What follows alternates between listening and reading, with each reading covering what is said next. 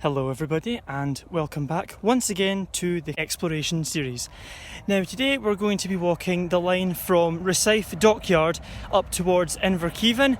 This line still has all its track on it. It's got a nice number of bridges, it's got a signal, and we're going to have a look at all of that in this episode, so hope you enjoy.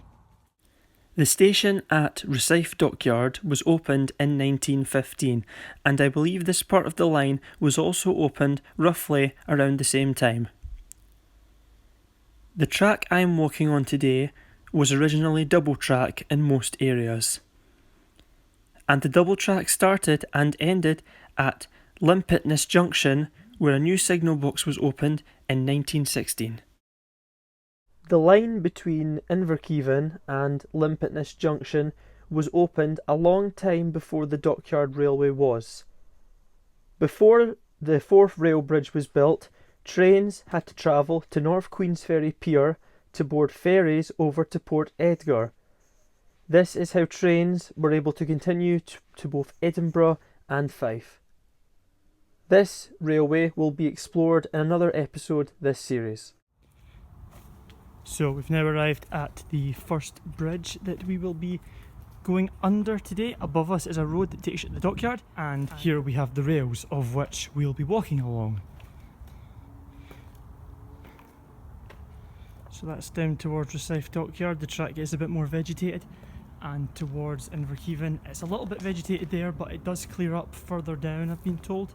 So we're going to start walking down it and see what we can find. The railway was used for a few unadvertised passenger trains a day, but its main use was to deliver MOD personnel, supplies and armaments.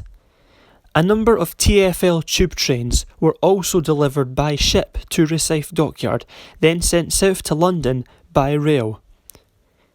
The last known train to have entered this line was the Network Rail 950, and I believe this was between 2009 and 2012.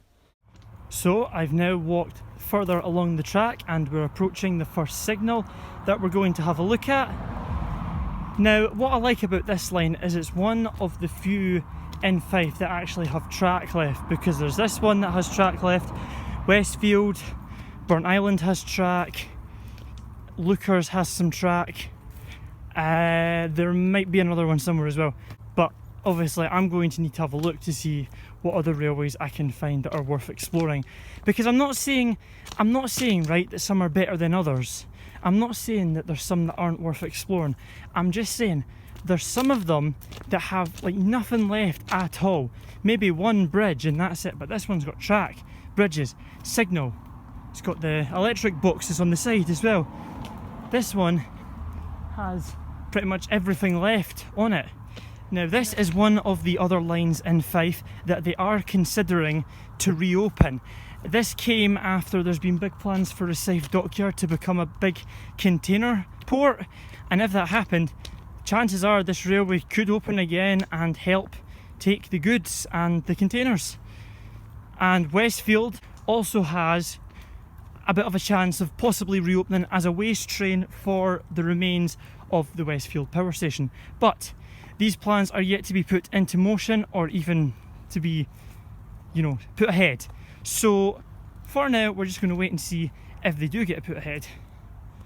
And now here we have found our first signal. This is the first signal that we can see here. You can actually go up it, but I'm not going to do that in case I fall.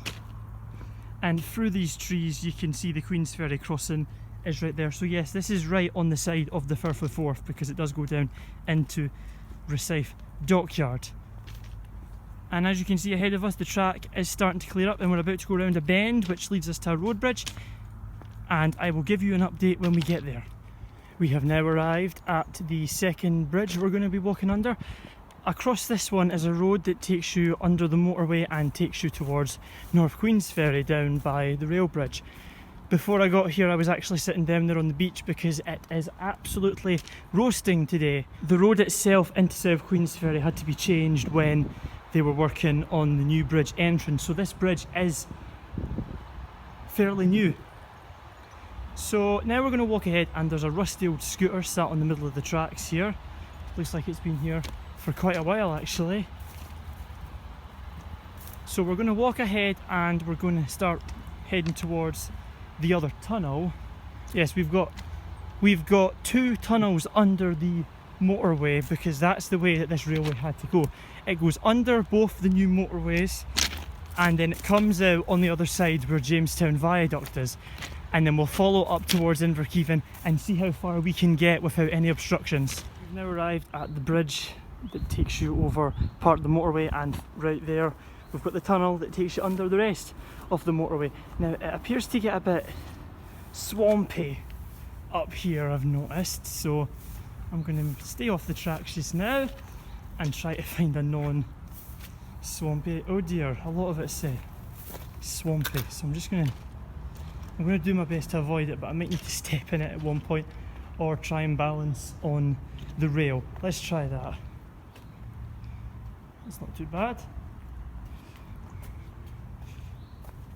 There we go.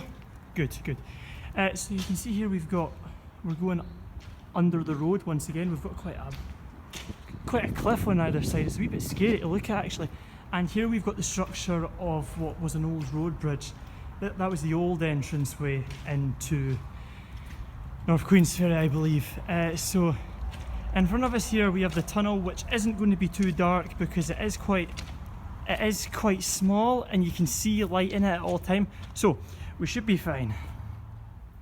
Now we are going to walk through the tunnel, which really isn't bad. I can actually see the light at the end.